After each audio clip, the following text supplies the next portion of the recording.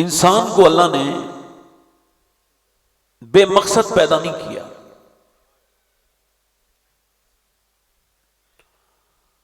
یہ دنیا کی سب سے بڑی کھوج ہے، سب سے بڑی ڈسکوری ہے کہ امام مالک نے فرمایا کہ انسان 2 بار پیدا ہوتا ہے. ایک بار تو ماں کے پیٹ سے پیدا ہوتا ہے، ایک دن وہ تب پیدا ہوتا ہے جب وہ جان لے کہ اس کو کیوں پیدا کیا گیا ہے.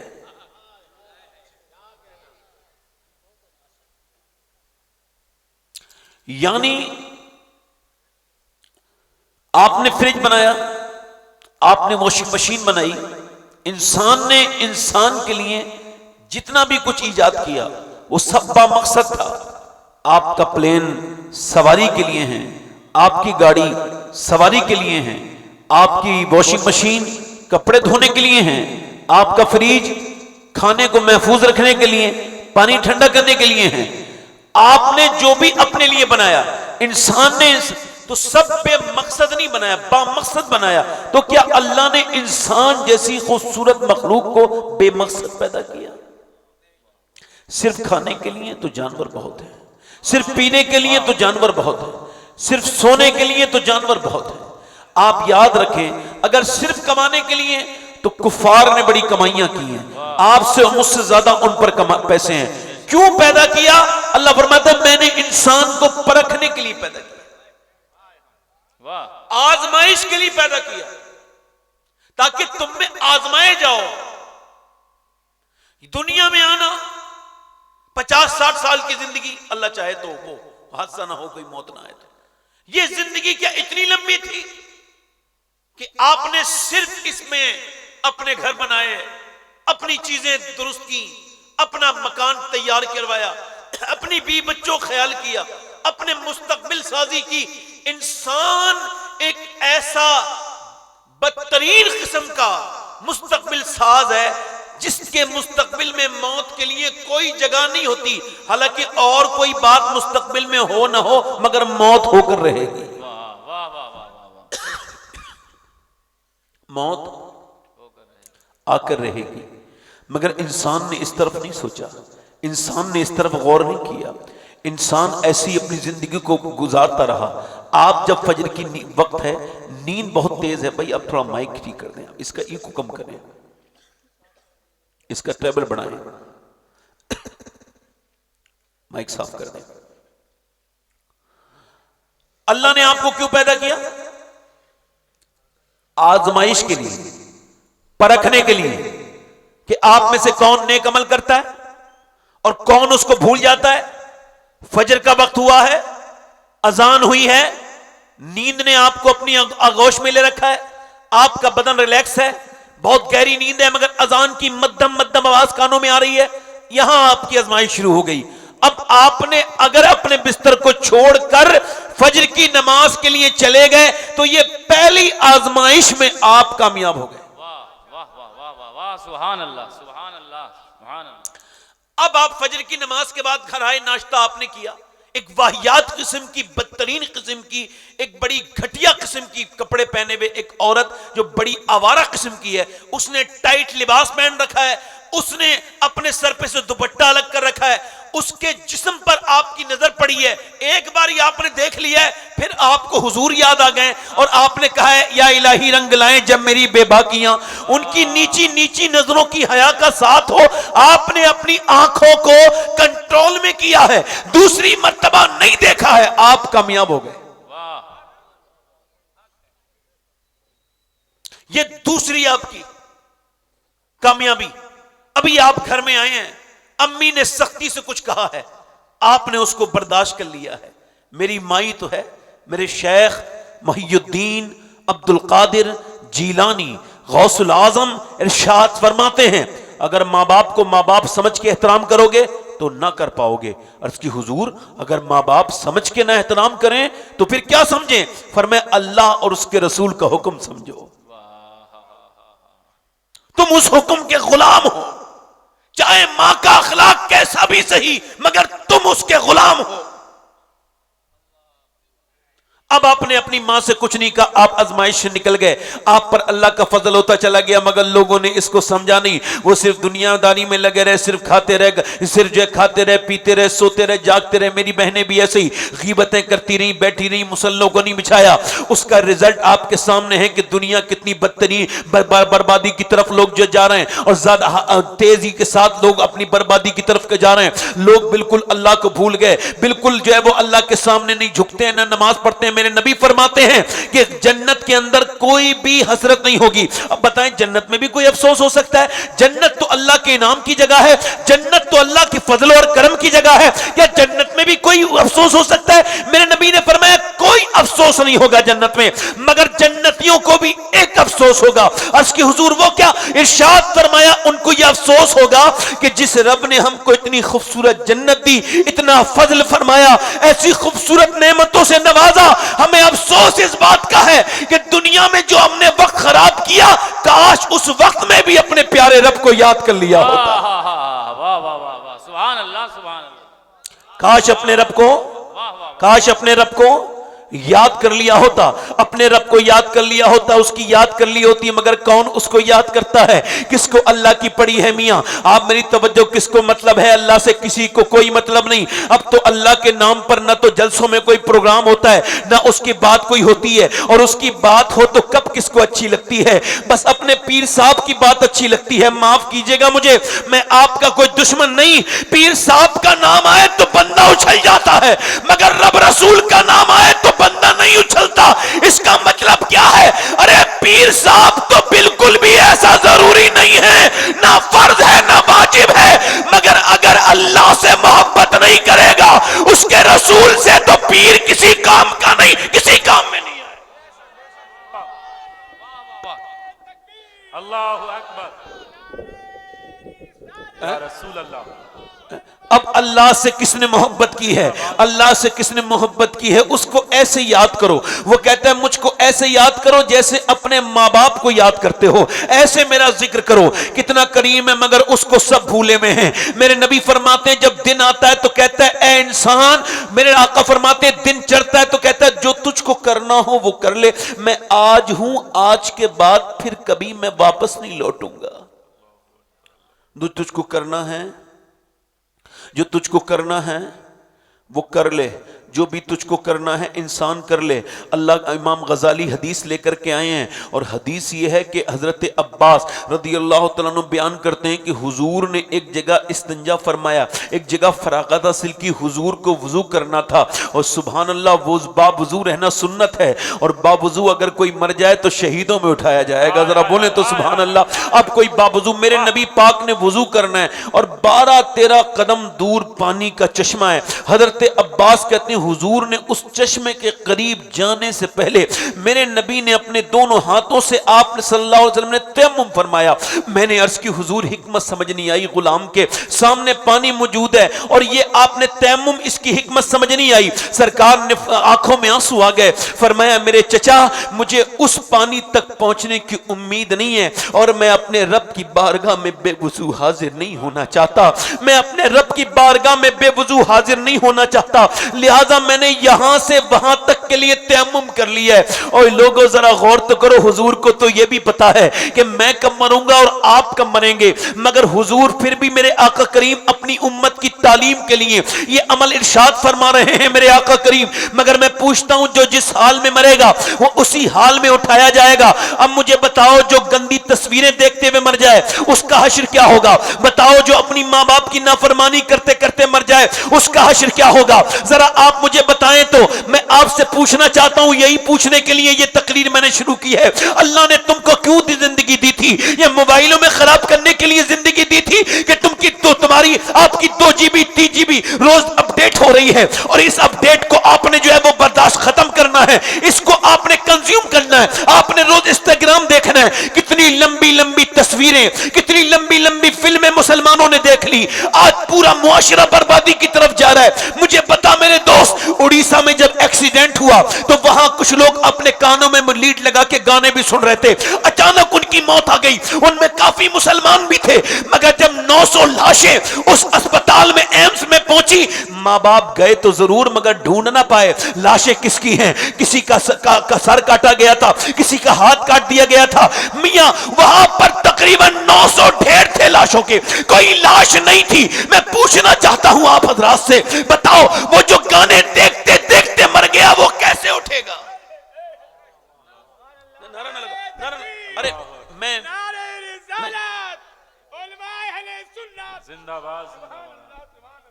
مجھے آپ یہ نہ سمجھیں کہ میں کوئی پریشان ہو رہا ہوں. بھائی پھینکے نا میرے اوپر پیسے آپ, نہیں محبت آپ کی, آپ آئے, آپ کی جو میں خادم ہوں, آپ کا نوکر ہوں, مگر آپ تھوڑا سا ادب رکھیں, دل لگا کے بولیں سبحان اللہ. میں آپ سے کیا عرض کر رہا تھا کہ زندگی کتنی مختصر ہے. مجھے کشمیر کے ایک آدمی نے ٹیلی فون کیا, کہا ہم آپ کی تاریخ چاہتے ہیں. میں نے کہا میرے پاس اس مہینے میں کوئی تاریخ نہیں. کہنے لگے ایک صاحب ان سے بات کر لیجئے. تو اس کا نام سلیم تھا. وہ مجھ سے بولا کہ مجھے کینسر ہے اور میں مرنے والا ہوں, اور مرنے سے پہلے ایک تقریر آپ کی سننے کی میری خواہش ہے. میں نے کہا ٹھیک ہے. میں گیا, میں جب پہنچا تو اس کا نام سلیم تھا. اس نے میرے کہنے پر داڑھی رکھائی تھی. میں اس کے روم میں گیا. اب میں نے پوچھا کیا حال ہے سلیم بھائی؟ کہنے لگے اللہ کا بڑا شکر ہے. میں نے کہا میں نے سنا ہے کہ آپ کو کینسر ہے. کہنے لگے سنا نہیں ہے, مجھے لکھا پڑا کینسر ہے, مگر کینسر پہ ہی اللہ کا شکر ہے. میں نے کہا کینسر پہ کون شکر ادا کرتا ہے, کیا مطلب؟ کہنے لگے ذرا غور تو کریں, کتنوں کو اٹیک سے موت آ جاتی ہے, کتنوں کو جو ایکسیڈنٹ میں مر جاتے ہیں, کتنے کسی صورت میں مر جاتے ہیں, مگر میں اپنے رب کا بڑا شکر گزار ہوں کہ ڈاکٹر نے مجھے 2 مہینے پہلے بتا دیا کہ تو مرنے والا ہے. کہنے لگے میں نے بغیر کینسر کے بھی نماز پڑھی تھی اور کینسر کے ساتھ بھی پڑھی. وہ کہتا ہے کینسر والا سجدہ وہ ان سارے سجدوں پر مجھ کو بھاری لگتا ہے. میں جب سر سجدے میں رکھتا ہوں تو میری آنکھیں ڈبڈبانے لگتی ہیں, اور میں اپنے رب کی بارگاہ میں عرض کرتا ہوں مالک لے تھوڑے دن ہی تو رہ گئے, میں بہت گنہگار ہوں, مجھے معاف کر دے, مجھ پر فضل فرما دے. کہنے لگا ہاں مگر اللہ اکبر ذرا غور تو کریں, توجہ. کہنے لگا سید صاحب بڑا اللہ کا شکر ہے. اور آپ ذرا غور تو کریں, ایک اپنے پڑوسی ملک میں ایک لڑکا گانے کا بڑا اچھا ماہر تھا. اس نے 16 سال کی عمر میں گانا گایا, اور گانا گاتے گاتے اتنا کامیاب ہوا کہ اس نے ایک مرسڈیز جیت لی. اس نے ایک سنگنگ کمپٹیشن ویریفائی کیا. اس نے ایک مرسڈیز جیتی, پھر دوسرا سنگنگ کمپٹیشن اس نے جیتا, پھر تیسرا گانے کا مقابلہ جیتا, یہاں تک کہ دنیا میں مشہور ہو گیا. اسے ورلڈ میں ورلڈ ٹور کیا. اس نے 19 سال کی عمر میں ڈالر میں پیسہ کمایا. اتنی دولت, شہرت, عزت, اس کی جھوٹی عزت, اور اس کے بعد اس نے ایک مکان خریدا, دوسرا مکان خریدا, پیچھے نوکر اور چاکر چل رہے ہیں, مگر اس کے باوجود ذرا غور کریں 19 سال کی عمر میں شادی, 22 سال کی عمر میں گانا گاتے گاتے گر گیا. اس کا چیک اپ ہوا تو پتا چلا اس کے دونوں گردے فیل ہیں. اب وہ ڈائلیسس پہ آ گیا. اور ڈائلیسس کیا ہے, کبھی آپ نے غور کیا ڈائلیسس کیا ہے؟ آپ نے کبھی سوچا یہ ڈائلیسس ہوتا ہے ہفتے میں ایک مرتبہ, جس کے گردے کام نہیں کرتے اس کا پورا خون نکالنے کے بعد پھر اس کے اندر ڈالا جاتا ہے, اس کا جو ہے وہ اس کے اندر ڈالا جاتا ہے. یہ پروسیس ایک ہفتے میں ہوتا ہے, یعنی مہینے میں 4 بار ہوتا ہے, اور 4 بار جس اذیت سے گزرتا ہے مریض, میں نے اپنی آنکھوں سے ملاقاتیں کی ہیں. اب تو کون جاتا ہے بیمار کو دیکھنے, مگر جایا کرو. میں نے کئی لوگوں کو دیکھا ہے کہ وہ جب ان کے گردے خراب ہو گئے. آپ میں سے کوئی ایسا ہے جس نے اپنی زندگی میں ایک بار سجدہ کر کے کہا ہو اے اللہ تیرا شکر ہے 2 رکعت نماز پڑھ رہا ہوں کہ میرے گردے ٹھیک ہیں؟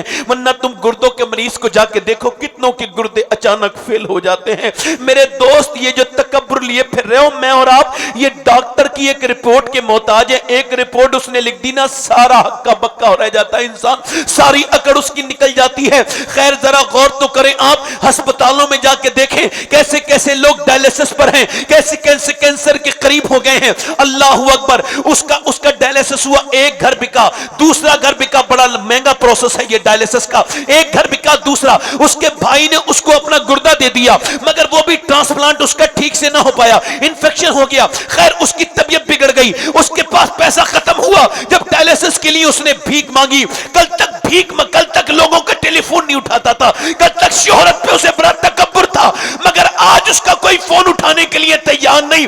جس دنیا سے دل لگایا تھا اس نے اس کو آج چھوڑ دیا. اب ذرا غور تو کریں, بالکل مرنے کے قریب چلا گیا. جب چہرہ بالکل کالا ہو گیا، جوان لڑکا تھا، جب گاتا تھا تو اس پہ لوگ عاشق ہوتے تھے، اپنا دل دنیا اس پر فدا کرتی تھی، مگر آج چہرہ کالا ہو گیا، آج جب مرنے کے قریب ہے تو رو رہا ہے۔ بی بی نے پوچھا روتے کیوں ہو؟ کہا بیگم میرے بعد تو بیوہ ہو جائے گی، مگر مجھے تو زندگی میں تو بیوہ نظر آ رہی ہے، اور اپنے بچوں کو یتیم دیکھ رہا ہوں، کون میرے بچوں کا؟ اچھا ایک بزرگ نے میرا ہاتھ ایک دن پکڑا تھا، مجھ کو خبر نہیں وہ کون تھا، کہاں ملا تھا، اس نے مجھ سے کہا تھا، میں تقریر شکر پہ کر کے آ رہا تھا، اس نے مجھ سے کہا تھا، ایک راستے میں مل کے اس نے میرا ہاتھ پکڑا، پھر وہ مجھے ملا نہیں کبھی، اس نے مجھ سے کہا ایسا کرو مولانا صاحب، سید صاحب اگر آپ کے ابھی تک آپ زندہ ہیں تو شکر ادا کریں۔ میں نے کہا کیا مطلب؟ کہنے لگا اگر آپ مر گئے ہوتے تو آپ کے بچوں کا بولو کیا حال ہوتا، آپ اپنے بچوں پر ابھی تک بیٹھے ہیں، بچے کسی کے محتاج نہیں، کسی کے در پہ نہیں جا رہے، ان کی فیسیں بھی جمع ہو رہی ہیں، دیکھو جن کے بچے جن کے باپ مر گئے ان کے بچوں کا کیا حال ہے۔ نعمتوں کا ادراک لاؤ میرے دوست، اللہ کے سامنے جھکنا سیکھو، یہ دنیا تمہاری نہیں ہے، اس کے سامنے جھکنا سیکھو۔ وہ رونے لگا، کہنے لگا میری دنیا نے آج ساتھ چھوڑ دیا بیگم، مگر میں رو کے ایک بات کہہ رہا ہوں تجھ سے، یاد رکھنا اللہ نے مجھے آواز دی تو میں نے لوگوں کے لیے گانے گائے، مگر برا وقت آیا لوگوں نے چھوڑ دیا۔ سوچ رہا ہوں جتنے گانے گائے تھے اگر اتنا میں نے اپنے نبی کی نعتیں پڑھی ہوتی تو میرا یہ حال نہ ہوتا۔ نعرہ تکبیر، نعرہ رسالت، پیغام اسلام، عظمت اسلام، فیضان شہنشاہ بغداد۔ ایک بات بتاؤں، ہر دھڑکتے پتھر کو لوگ دل سمجھتے ہیں، عمریں بیت جاتی ہیں دل کو دل بنانے میں۔ یاد رکھنا دل سب کے پاس نہیں ہوتا، مسکرانا ہر آدمی سے آتا ہے، مگر رونا ولیوں کی صفت ہے، نبیوں کی صفت ہے، سب نہیں روتے، سب کے دل کسی کا۔ اقبال غالب نے کہا تھا ایسا آسان نہیں لہو رونا، دل میں طاقت جگر میں حال کہاں، رگوں میں دوڑتے پھرنے کے ہم نہیں قائل، جب آنکھی سے نے ٹپکا تو پھر لہو کیا ہے۔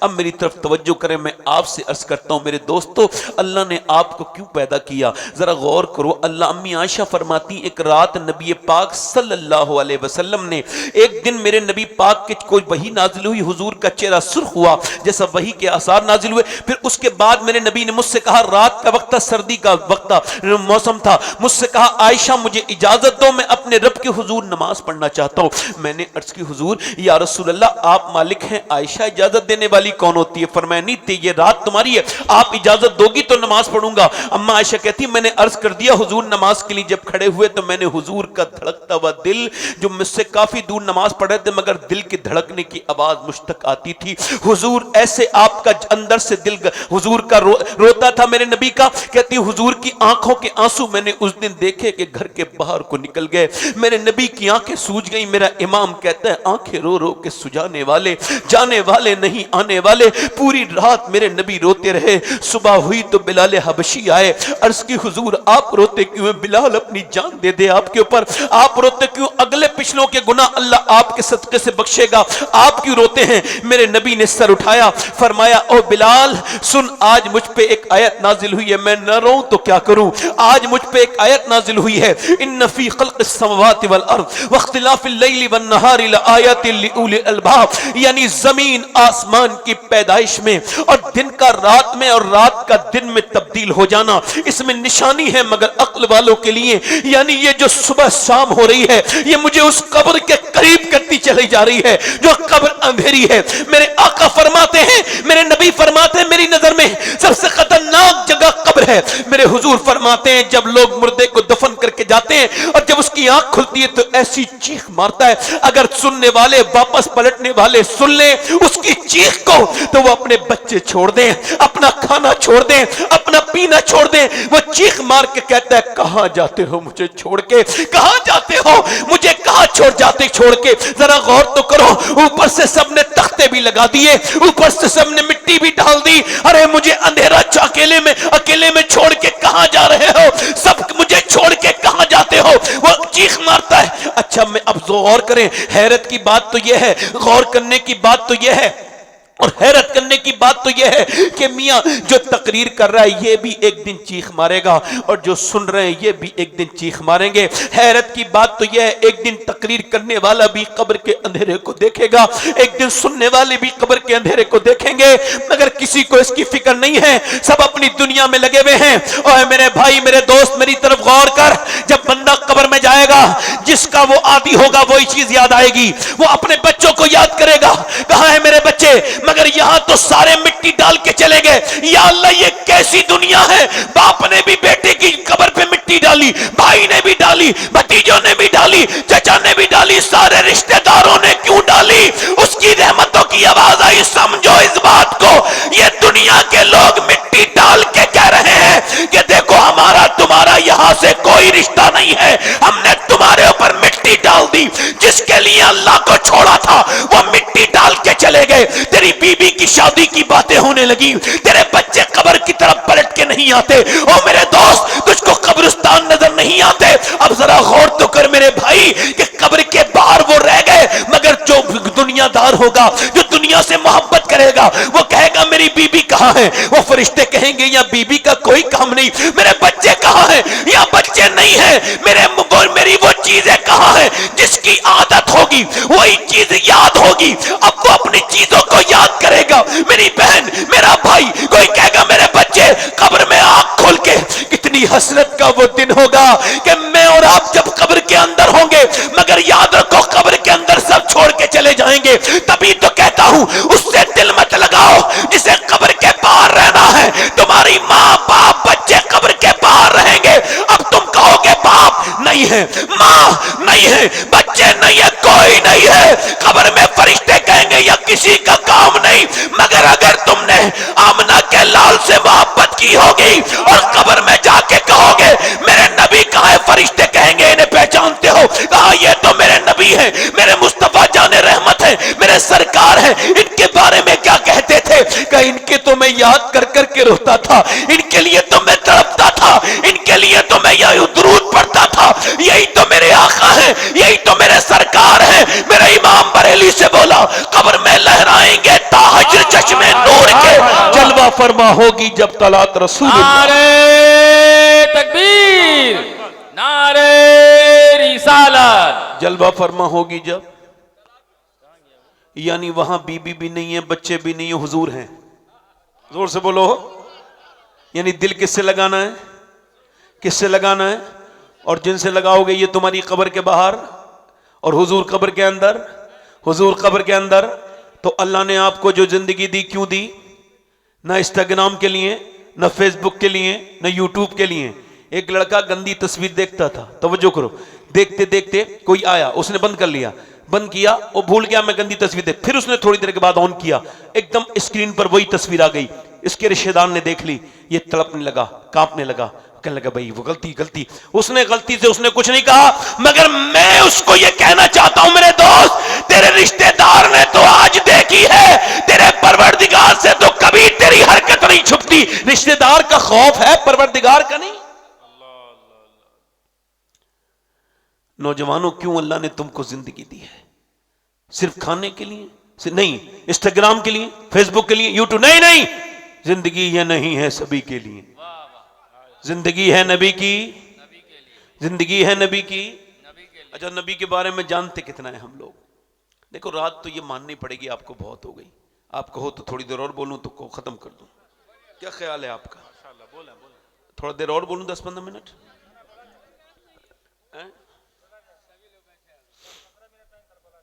ابھی 1 گھنٹہ خطاب ہو سکتا ہے حضور. جی بڑی مہربانی آپ کی, جی بہت شکریہ. میں عرض کر رہا تھا آپ سے, مگر حضور کی اب پہچان کس کو ہے. ادھر دیکھو, کون حضور سے محبت کرتا ہے, کوئی بھی نہیں. کس کو اپنے نبی سے پیار ہے, کسی کو بھی نہیں. لوگوں کے پاس فیس بک کے لیے وقت ہے, انسٹاگرام کے, یوٹیوب کے لیے وقت ہے, 100 بار درود کے لیے وقت نہیں ہے وقت. ہاں سوشل میڈیا پہ فٹ بال کھیلنے کا وقت ہے, ادھر کی خبر ادھر فارورڈ کر دو، ادھر کی خبر اوہ فلسطین فلسطین فلا، یار کیا مسئلہ ہے یار، تمہارا کیا مسئلہ ہے فلسطین سے؟ فلسطین کے اوپر اللہ رحم کرے، اللہ تو رحم کرے گا، تمہارا کیا میٹر ہے بھائی؟ تم تو اپنے اوپر رحم کرو، پہلے فلسطین کے اوپر رحم کی بات کر رہے ہو، اپنے اوپر بھی تو رحم بنتا ہے نہیں بنتا ہے؟ فلسطین چلو ٹھیک ہے، وہ یہ بات ہے کہ فلسطین والے لوگوں نے ابھی بیان دیا کہ ہم پہ کوئی رحم نہ کرے، 57 ملکوں سے ہمارا کوئی تعلق نہیں ہے، وہ کہتے ہیں بھائی 57 ملکوں سے تمہاری ہمدردیوں سے ہمارا کوئی تعلق نہیں۔ فلسطینیوں نے یہ کہا کہ ہم 57 ملکوں کے بھروسے نہیں ہیں، ہم اپنے پروردگار کے بھروسے ہیں۔ واہ واہ، نعرہ تکبیر، نعرہ رسالت، جشن غوث الورا، ماشاءاللہ سبحان اللہ سبحان اللہ، واہ واہ واہ، ماشاءاللہ ماشاءاللہ۔ واہ واہ واہ، ذرا غور تو کریں آپ، ہم لوگ کتنے اچھے ہیں، اپنے بیٹے کی شادی میں جہیز لے رہے ہیں اور فلسطین کے لوگوں کی بڑی فکر ہے۔ ذرا غور تو کریں آپ، پڑوسی پہ ظلم ہو رہا ہے، فلسطینیوں کی بڑی فکر ہے۔ کوئی دل میں ڈر نہیں، خوف نہیں اللہ کا، فلسطینیوں سے ہمدردی ہے۔ ایک کیمپین چل گیا بھائی، کوئی نئی خبر مل جائے بس سوشل میڈیا والوں کو وہ 6-7 دن اسے خوب گھسیٹیں گے، پھر کوئی نہیں مل جائے گی، پھر کوئی نہیں مل جائے گی۔ کہتے صاحب وہ کہتے ہیں صاحب وہ ہندوستان کے حالات بڑے خراب ہیں۔ میں نے کہا آپ، ایک صاحب کہہ رہے تھے ہندوستان کے حالات خراب ہیں، میں نے کہا آپ نے خراب کیے؟ بولے نہیں۔ میں نے کہا آپ ٹھیک کر سکتے ہیں؟ بولے وہ بھی نہیں کر سکتے۔ میں نے جو کر سکتے ہو وہ کرو نا بھائی، جو کر سکتے ہو وہ کرو۔ تم کیا کر سکتے ہو بتاؤں؟ فلسطین کے لیے رونا بند کریں میرے بھائی، آنکھیں کھولیں۔ نبی نے تم کو ایک ایسا طریقہ دیا ہے، صرف 10 دن اس پہ عمل کر لے پورا ہندوستان، اس کے بعد دیکھے کہ جب تم عید کے دن نماز پڑھتے ہو تو پوری ملک کی پولیس پریشان، پرشاسن پریشان کہ مسلمان عید کے دن نماز کے لیے نکلیں گے، تیاری کئی مہینے پہلے سے ہونے لگتی ہے، اور ایک دن نماز پڑھتے تو یہ حال ہے، اگر 5 وقت پڑھ لی تو بولو کیا حال؟ ہائے ہائے ہائے ہائے ہائے، واہ واہ واہ واہ، واہ واہ واہ، نعرہ تکبیر، نعرہ رسالت، عظمت اسلام، پیغام اسلام، مذہب اسلام، حضرت علامہ سید شواہت میاں صاحب قبلہ۔ ماشاءاللہ ماشاءاللہ، ہائے ہائے۔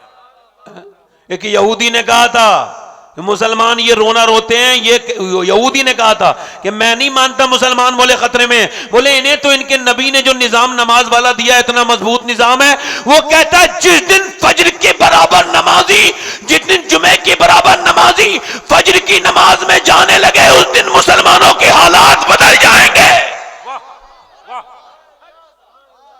مسلمانوں کے حالات